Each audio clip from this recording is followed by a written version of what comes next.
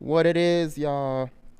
Episode number 5 of Monty Mentality on July 4th. Well, probably won't go up on July 4th, but that's when we're recording. So, America or whatever. But let's start out by reminding you to like, subscribe, and hit that little bell button so you know when these come out. Um, you know, we're not on a consistent schedule, as you know. So if you want to know when they're dropping, that's your best bet, as usual. So today's outline, we're gonna go over some things, mostly NBA related, but there'll also be a little bit of fitness and Montyism at the end. But first off, we're gonna do a tribute to someone.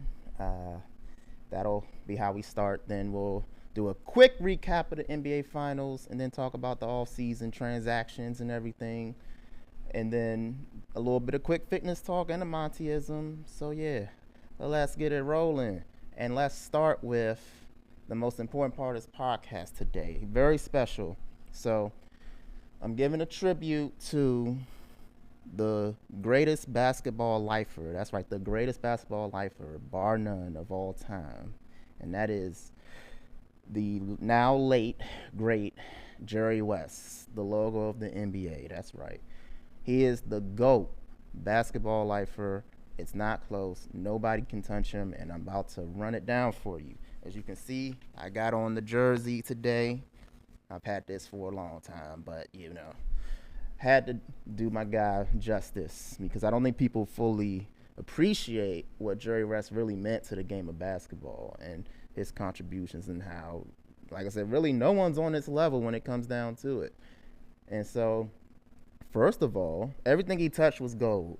Let's start out with his college career, where, obviously he was an All-American at West Virginia, made some Final Fours, but also was the most outstanding player his junior year. Also was I think they lost by a point in the championship game, so he didn't win championship, but he still got most outstanding player. That's how good he was, and that wouldn't be the first time that happened for him, as we'll get to in a little bit. But also was an Olympic gold medalist as well. So even before he hit the NBA, he was already like on a different level. And then was the number 2 pick in the 60 draft, 1960, by the Los Angeles Lakers, as you know, and joined Elgin Baylor in them. And then said during his career, he's probably a top 20 player of all time. A lot of people would recognize him as perhaps the third best shooting guard of all time, behind MJ and Kobe. Like I said, he was the first Finals MVP ever once they invented that award, and still the only guy to win it in a loss, when they lost Game 7 against the Celtics in '69, and they lost to the Celtics a lot, unfortunately. Fuck niggas, but yeah, 10-time first All-Team NBA, also 4-time All Defense, and also won the championship in 1972 with Wilt Chamberlain. I think Gail Goodrich was also on that team. In terms of like what kind of player he was, I mean, obviously we know he could score and pass.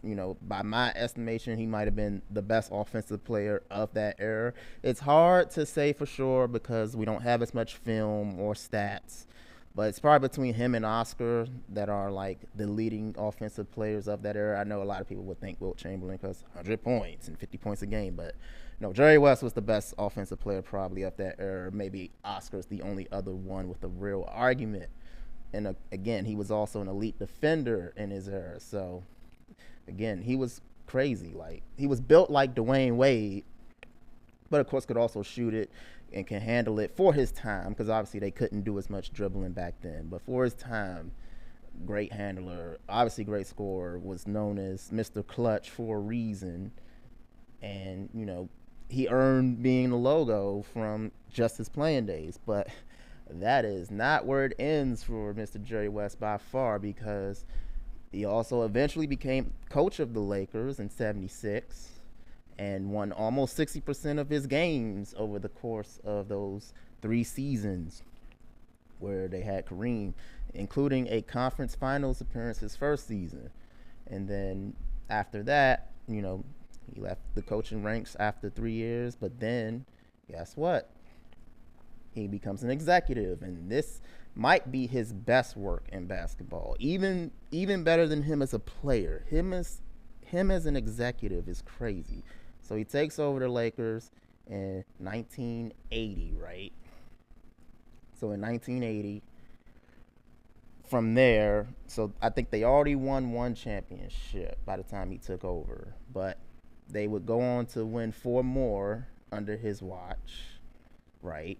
And then he also would build so he built around Kareem and Magic, right, during the 80s. And then after Magic and Worthy retire in the early 90s, he rebuilds the Lakers into a playoff team so quickly. They only missed the playoffs once in 1994. And he rebuilds them with, Nick Van Axel, Vlade Divac, Eldon Campbell, Eddie Jones, Cedric Ceballos. Like, they had a little mob. And then, of course, Magic came back in 96. And then that led to trading for Kobe after the 96 draft and signing Shaq that same summer. And then we know what happened after that. They won the championship in 2000, but he wasn't the executive for the second 2 of that three-peat. But he did end up going to the Memphis Grizzlies after that and won an executive of the year there. Built the 50-win team around Pau Gasol, Shane Battier and those guys. And then after that, he becomes an executive board member of the Warriors in 2011. Now, you guys know what happened with the Warriors during those times, right? During his time with the Warriors, they won, I believe, 2 championships, of course, and he was instrumental in them not trading Klay Thompson for Kevin Love, which a lot of people, including me, thought they should have did at the time, but it turned out to be the correct choice to keep Klay Thompson because they knew that Kevin Love's defense was going to be limiting, and Klay Thompson had more meat on the bone to discover, so to speak, in terms of what he was capable of, which was unlocked under Steve Kerr and his more creative offensive principles compared to Mark Jackson. And then he leaves the Warriors, becomes board member of the Clippers. And as we know, the Clippers would eventually, they became a decent playoff team and then was able to get Kawhi Leonard and Paul George. And they didn't win a championship, but this is probably the best stretch of Clippers basketball we've seen in their history, including a conference finals appearance 3 years ago, which is still their only one in history. So, like I said, and that's what he was doing up until his passing recently. So, like I said, rest in peace to the absolute basketball GOAT, Jerry West. Nobody can touch him, and I'm not sure anyone ever will in our lifetime. So, thank you, Jerry West, for everything you've contributed. Now, next thing, one second, let me put this on. Do not disturb. Do not disturb my podcasting. All right. Now, sorry about that.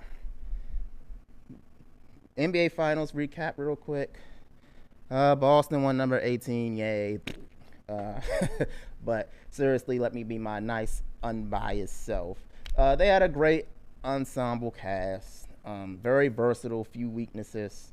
They didn't have like that one super duper star that you usually expect. I mean, I know a lot of people love Jason Tatum, but he's probably like bottom end of the top 10 type of player. Probably not going to ever win an MVP, but really good. And then of course Jaylen Brown actually won both the conference and finals MVPs. So it just goes to show you that they are very much a cohesive unit, between Tatum, Brown, Holiday, White, Porzingis, Horford. Well, Porzingis when he's out there. They actually, what made it real impressive is they did this largely without Porzingis, and that's crazy. And like I said, Horford, like that's a crazy 6, and hey, hats off to them, I guess. Whatever. As a Laker fan, obviously I don't like it, but I'm not going to lie and act like it's not impressive. It was. Now, of course, They didn't play the toughest competition, so it'll look a lot better if they're able to repeat next year, which I would say they're favored to do. But we'll get to some moves in the offseason that might quibble with that. But yeah, just from the Dallas perspective, they didn't have enough juice. Luka obviously wasn't, at his best. He wasn't that healthy, so he wasn't as consistent. You could actually see him still get to some of his spots, but just would miss shots that he normally would make easily because he just didn't have the same lift. And like I said, same pizzazz that he normally does, which was the case basically from like game 3 of the Clippers series on. So you would have some games where he would just dominate and others where it was just kind of like, eh. So the fact that they could get that far with Luka like that just shows how good he is and how well coordinated Dallas was. But of course, it wasn't enough against the Celtics. Like I said, with Luka, limitations, and especially on defense. And Kyrie was in jail, and they did not have enough shooting or defensive versatility to be able to combat what Boston was bringing. Even though they probably defended Boston well enough to win if their offense played to its normal level. But it didn't, so it is what it is. Like I said, Boston's probably the favorite to repeat, but we'll get to some things that might try to challenge that, which let's start with trades. We had some big trades in the offseason so far. Mikal Bridges to the Knicks. Man, they gave up a lot for someone that has never made an all-star game. Like, they gave up basically 5 first-rounders. That's a steep price for a guy that, again, is not an all-star. But part of the reason why you got to understand, so for those of you who are NBA fans, whether it be casual or more hardcore like me, what you got to understand is that when you trade players or trade for players, you are not just trading the player. You are trading their contract. So their contract plays a big role in their value on the trade market. So the reason why Mikal Bridges can go for 5 first-round picks, even though he's not an all-star, is because he's only making like $22 million. He's getting paid like a decent to good start. For a wing, that's like decent starter money. Obviously, Bridges is much better than that. So that's part of why. And he has 2 years left on his deal. So that's part of why he can go for so much, because he makes so little relative to what he's actually giving you on the court. And, he's one of the best. When he's locked in, he's one of the best wing defenders in the league. Now, it slipped in Brooklyn, but that's probably because of his offensive responsibilities, which will be less in New York. So he might look more like he did in Phoenix than he did in Brooklyn and New York. That's what I would expect. And having him and Anunoby together on the perimeter, I mean, you could argue that those are the 2 best 3-and-D guys in the league, and they're now on the same team. They are clearly gearing up to go toe-to-toe with Boston. Now, I would still favor Boston over them because I don't think the Knicks will have enough offensive juice to deal with the Celtics. I think the Celtics will be able to lock them down pretty well because, Bridges and Anunoby, they're good shooters but not amazing. And Brunson, small guard, as good as he is, and Randall, I just don't think they will be able to do enough, particularly in the half court, to be able to get over the hump against Boston. But we will see. Maybe they just defend so well that they somehow try to get it done. I don't know if they have much to trade to make another big move. I mean, obviously, Randall is the obvious trade candidate on there, especially because of how much he makes. But we'll see if they do anything with that. The other big trade that I wanted to talk about, actually, no, it's a couple more. Excuse me. Let me correct myself there.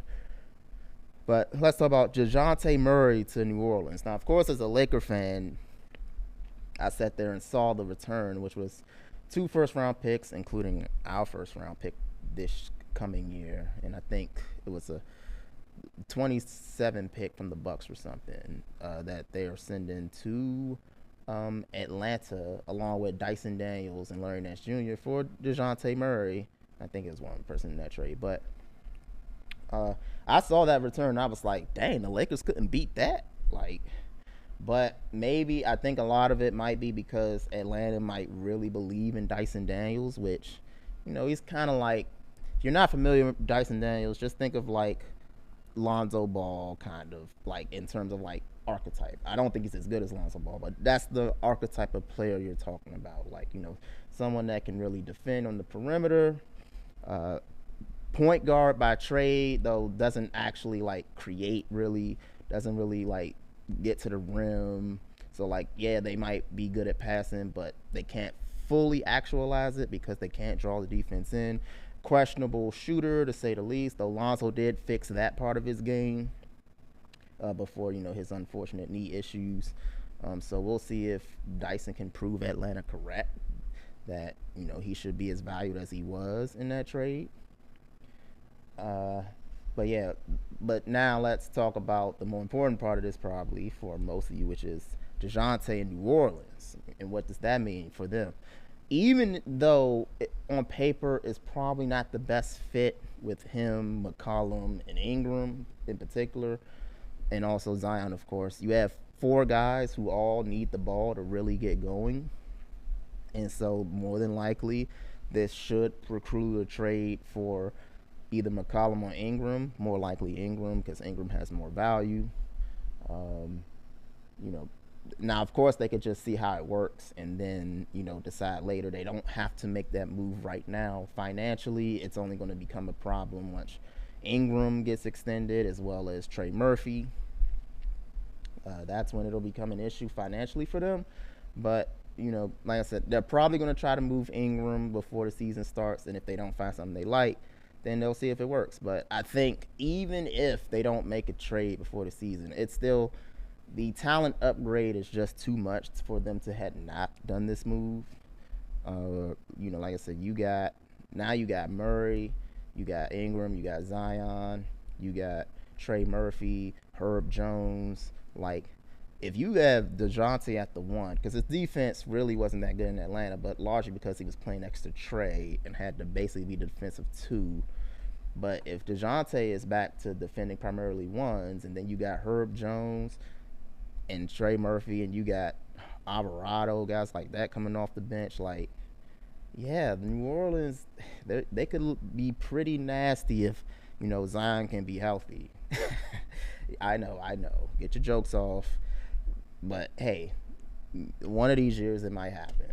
And if it does, then, like I said, New Orleans could be a real problem.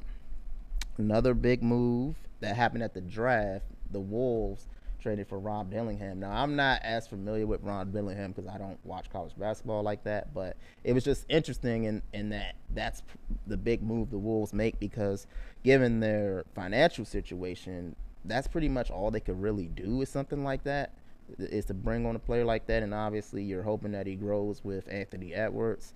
And as they get out of this era especially and go into the next one with Ant, that's it's going to be key to see how quickly can he contribute right away, but then also more so down the line as he and Ant mature. And then Caruso to OKC, absolute home run. They traded him for Giddey, and I'm sitting here watching my notifications and just sitting there waiting to be like, okay, so like what draft picks did Oklahoma City send? Okay, where's the draft picks? There are draft picks in this deal, right? It's like, wait, no, they just did that straight up. The Bulls gave them Alex Caruso straight up for someone that they were given like 10 minutes a game in the playoffs by the end. Like, my goodness, like that's just, even though Caruso doesn't even solve OKC's main issues, and that rebounding and just having another creator besides someone else who can dribble besides, well, and Caruso can dribble kind of, but like he's not really a shot creator, right? What he adds to their defense is just crazy. Like, they might be the best defense in the league next year with Caruso there. So, yeah, that's to get him for Giddey is just, even if the fit's not perfect, it's still crazy. Then we have some big signings to go over. So, obviously the biggest one is Paul George to the Philadelphia 76ers. So, Daryl Morey's strategy of prioritizing cap space over just re-signing Harden last year like that proved to be an absolute home run. It was definitely very risky because it's like you're wasting a year of Joel Embiid's prime, and it's like you're doing that to go for this. You got one bird in the hand, but he went for the two in the bush, and it turns out the two in the bush, he got it. So now Paul George is on the Sixers. You got Maxey, Paul George, and Embiid.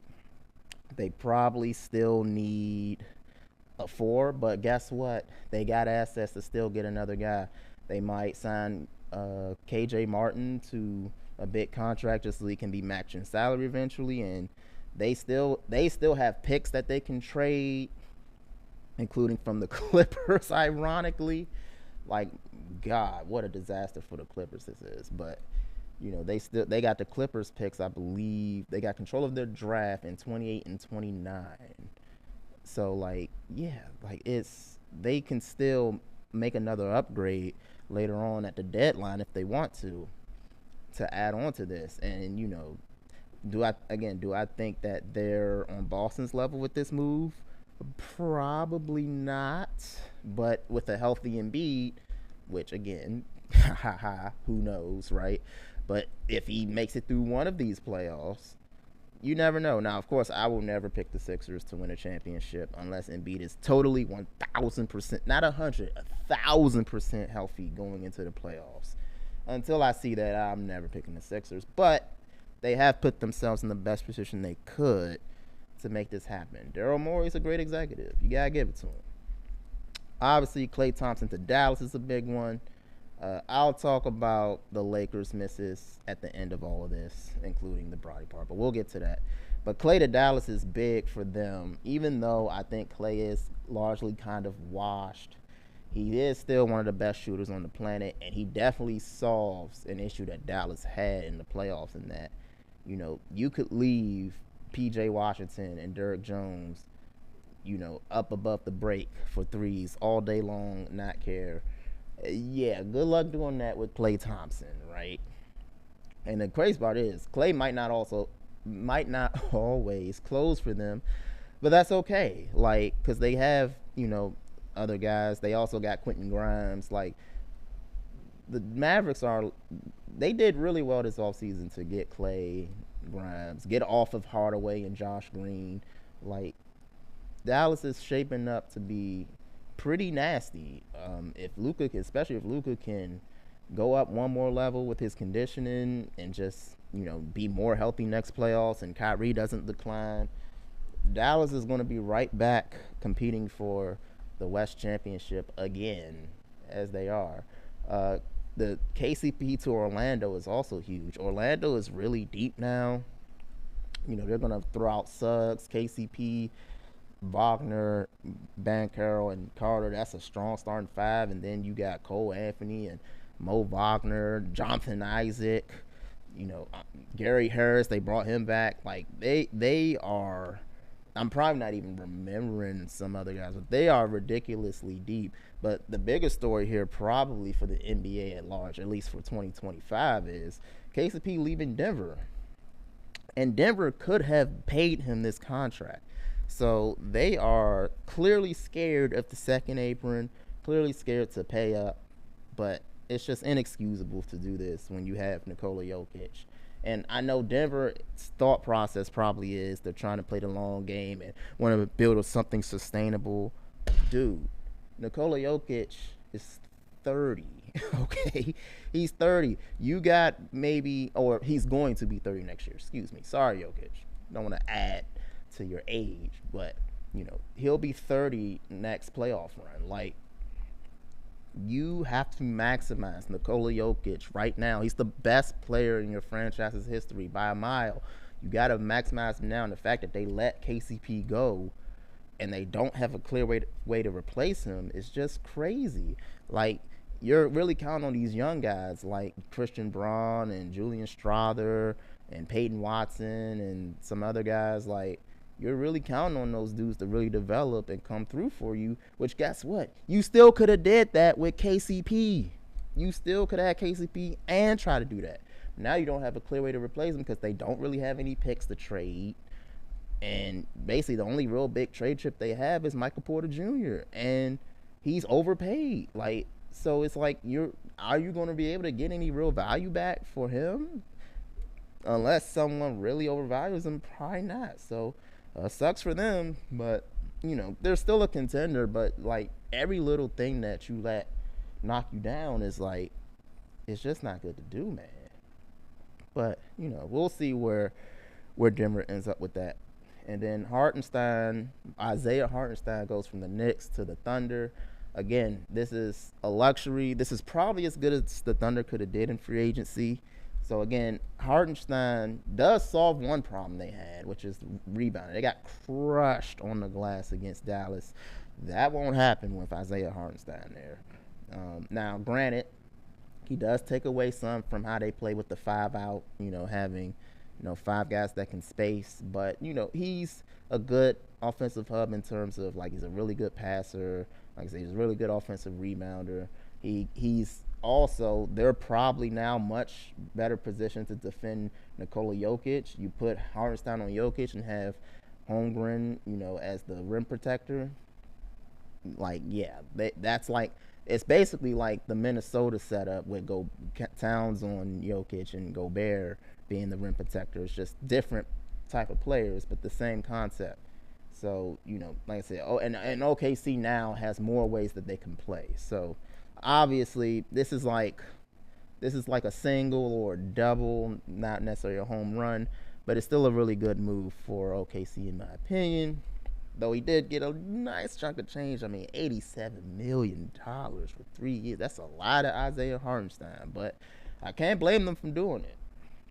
CP3 still kicking it. Going to be in San Antonio with Wemby. So, yeah, get ready to see a lot of spoon-fed Wemby for a year or two. Looking forward to seeing that. And then the biggest remaining free agents, of course, are DeMar DeRozan is the biggest by a mile. The Bulls won't be able to pay him because, they just paid Patrick Williams.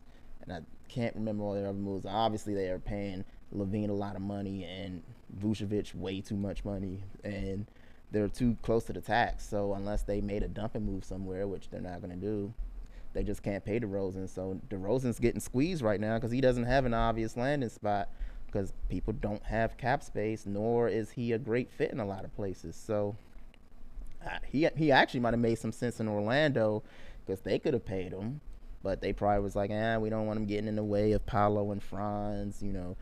He would have gave them something that they need, kind of, which is someone creating the mid-range, but they was like, nah. So it'll be interesting to see what DeRozan ends up, but it won't be the Lakers. Again, we'll get to that in a minute. And also Miles Bridges, obviously, with his legal troubles and all of that. I don't know how much that's going to factor into how teams value him, including his former team or current team, whichever way you want to put it, with Charlotte. I'm sure he'll return to Charlotte on some contract, but those are obviously the two big names that are still remaining, so it'll be interesting to see what happens with them. And I want to talk about some trends that's going on with free agency and what it says about the NBA and how teams are seeing things. So, first of all, teams are scared to death of that second apron. And just to give you a quick rundown. So, obviously, there's the luxury tax and then the first and second apron. Now, the second apron, what makes it so scary is not just that, you're paying a lot of money in taxes, which, NBA teams generally, unless you're Steve Ballmer or Joe Lacob, they just generally don't like to do that, which, by the way, the CBA was largely built to stop the Lacobs and the Ballmers from just spending crazy as they want. But also with the second apron, what happens is, if you're in the second apron for a certain amount of time, your draft pick gets frozen 7 years from now. So in this case, for this season upcoming, your 2032 pick could get frozen. Now, what does that mean for it to get frozen? Well, frozen means you cannot trade it. So you can't use it in a trade. And that, obviously, for teams generally that are more present focused, because those are generally the teams that are going to be up that high, at least so you would think, having that barrier there gives them incentive that's like, okay, we got to get out of this because then we can't trade that pick to help improve our roster in the short term. But another thing that happens is if you're in the apron for too long, then your pick goes to the end of the first round for that year, which, that might not mean a lot today, but like, what if you're bad in 7 years? Then it's like, ooh, we got out there winning 25 games, and then congratulations, you got the number 30 pick in the 2032 draft. Yeah, that's probably not great to sell to your fans, right? So, obviously, teams are afraid of that, but sometimes you got to do what you got to do. Like, if you're Boston, for example, they've got a financial apocalypse upcoming. Hey, if they win the championship again next year, hey, you just got to pay that Joe, man. Like, worry about that later. Like, and that's part of why also probably their owner just said they're putting the team up for sale, because then it's like, which is kind of smart on their part, because it's like, hey, both let me get off this team before they get really expensive, and also I don't have to be the bad guy that breaks up, an NBA champion, because they're going to have to get off one of obviously Tatum's not going nowhere. Brown probably isn't going anywhere, so they're going to have to get off one of White or Holiday or Porzingis, if not two of them, pretty shortly. And you don't want to be the bad guy that makes that happen, right? Because you don't want to be in that second apron too long.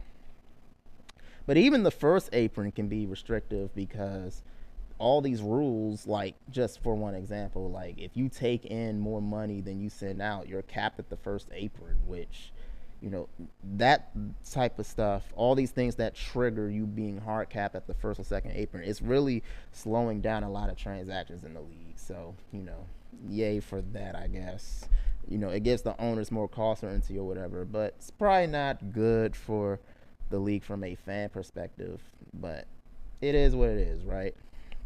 But the other big trend we're seeing is that guys who are better fits and have skill sets that fit better with higher end talent or on winning teams, so like guys like OG Anunoby, guys like, granted Mikal Bridges isn't a free agent this year, but like guys like that, those type of guys, Isaiah Hartenstein, guys who are not, necessarily bucket getters or big scorers, those guys are getting paid.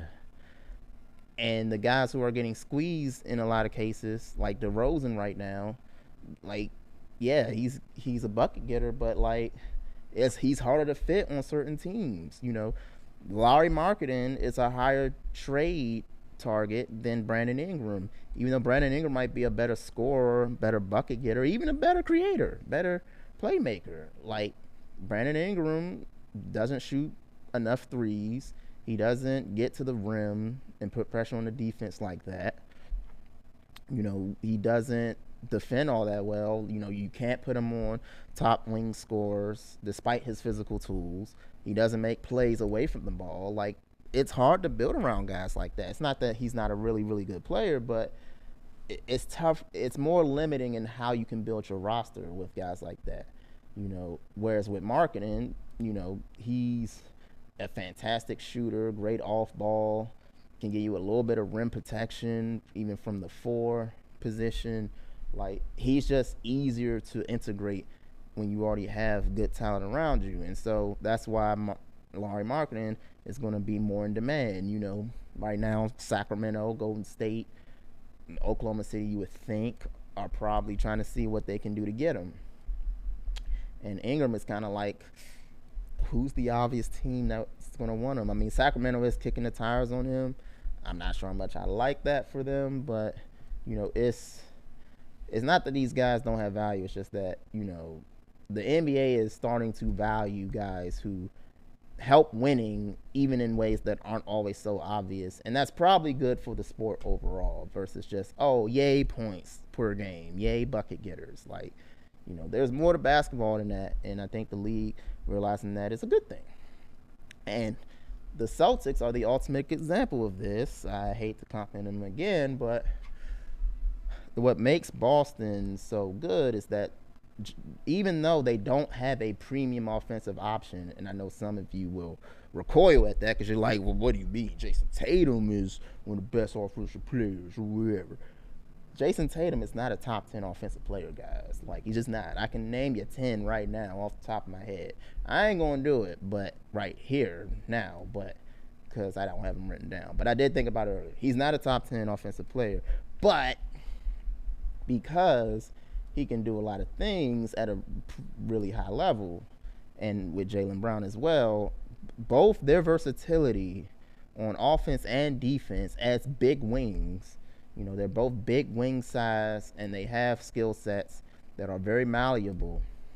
It allows you to build a roster in a myriad of ways where you're not limited in what type of team you can field. And so that is very helpful in building high-level teams, to have guys like that can allow you to play in a lot of different ways. And, having those two guys allow for that versus having guys like, say, Zion Williamson, you're quite limited in how much you can build around them because it's tougher because of their limitations, in terms of like what you can do, building a roster around guys like that. Zion Williamson, Brandon Ingram as an example. So, and lastly, I'm going to talk about my Lakers real quick with Bronny. Now, the thing with Bronny is you have two camps. You have the camp that's like, yay nepotism, yay that, LeBron got his son in the league. This is awesome. It's about time that we get to see this type of stuff from the players and Black's perspectives. And then the other side that's like, he don't deserve it. This is BS. That Bron gets to do this and whatever. And I'm more on camp number 2, but I'm not like extreme about it. My general stance is this with Bronny, is that he actually is a legitimate NBA prospect. Like, he could be an NBA player one day. I do think that. But, do I think he's like a future star or something? Oh, no. But, like, he could be like a DeAnthony Melton. But, he's a 6'1", 6'2" guard that doesn't really have guard skills. So he would largely be a defender and a shooter. But there's guys like that in the league, That could be a third guard, someone who, like I said, hits shots, defends really well, moves the ball, makes good decisions. Like, that guy could be a player, plus athlete, et cetera, et cetera. But is he close to being that now? No. Generally guys like him would go back to school. But because of his name and because of, if you want to ask me, what his dad wants, to be able to check it off the bucket list of, hey, I get to be the first guy to play with my son in the NBA, that's why Bronny got drafted, Especially because he refused to take a two-way. Mostly guys like with his credentials that refuse to take two-ways, those guys don't get drafted. So, he definitely got drafted in a large part because of who his dad was. Not solely on that, but largely on that. But like I said, it could still work out for the Lakers. My main thing is the only reason the pick bothers me so much is not even just that, I don't think Bronny's that good right now, and I don't know how likely he is going to fulfill that potential, especially with the health issue he had going into last season. Like, are we sure that he's completely past that, or at least to the point where it's not going to affect his career going forward? But more than that, he might actually play on the team next year, like get actual real minutes. That's when it's really going to bother me, because it's like he's clearly not close to being ready right now. Now maybe he'll prove me wrong somehow, but it's very clear that he's gonna get out there and he's gonna play, and that's when it's really gonna bother me. But if he's mostly in the G League this year and maybe even next year, then I become more okay with it. It's not going to bother me nearly as much. It's like, okay, that makes more sense. Let him develop down there, and then maybe you might have something in 2 years. We'll see. But also, with the Lakers not making any moves, LeBron was going to take a pay cut for them to get either Clay or DeMar or Jonas Valanciunas. Like, all right. That name being on the list tells me that man was not serious about taking a pay cut. He knew they weren't going to get anyone serious. He knew that going in.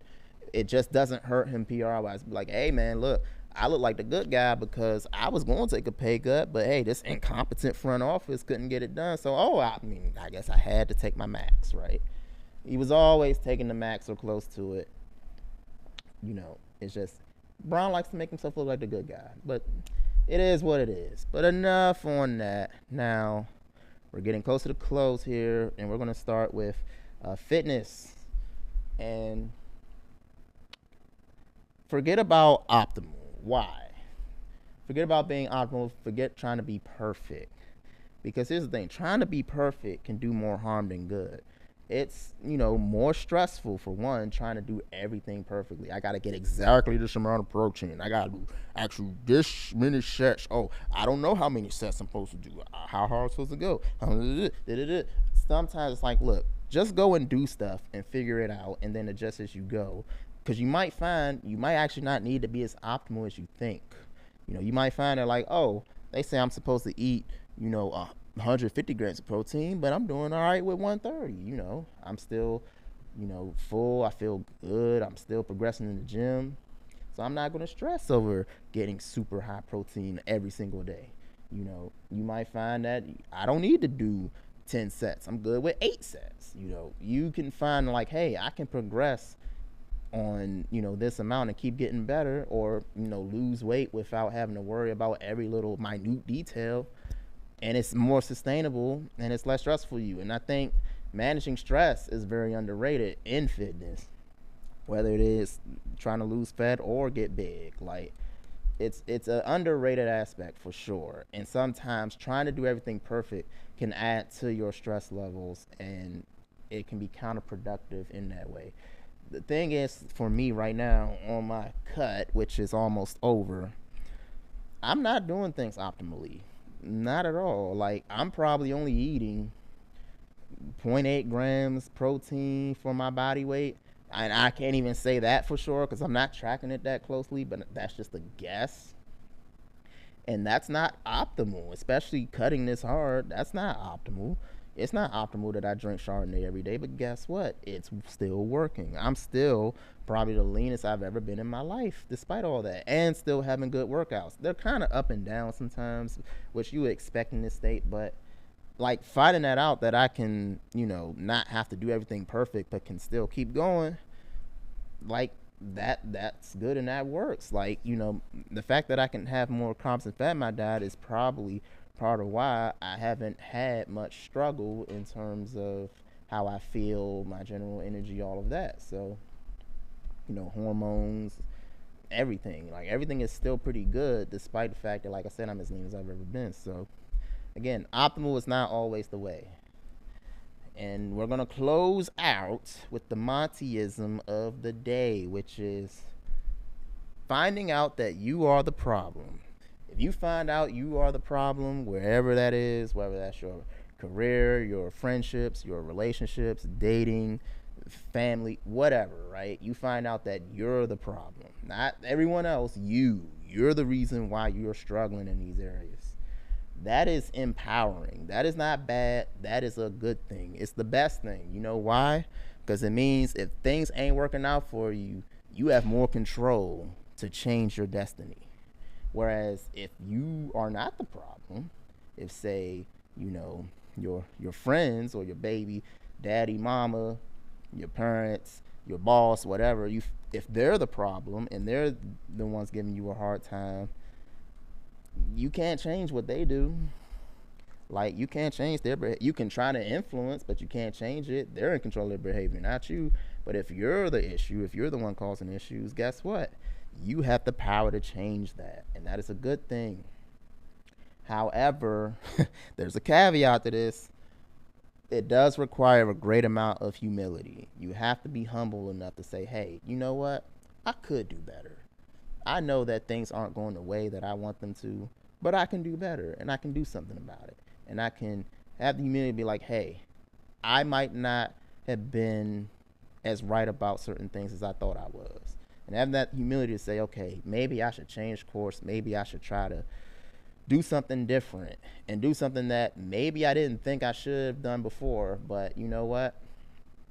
I got to swallow my pride and say, hey, I have to be willing to learn something new, even something that might go against what I was brought up on or what I believe in previously or whatever. I have to have the humility to say, I'm going to go outside of my comfort zone, outside of what I'm used to make things better for me and even for those around me. So just think about that. And that'll be it for today. So shouts to Greenhouse Studios and projects for the edits. Don't forget, like, subscribe, hit that bell button, and we'll catch you next time. Monty out.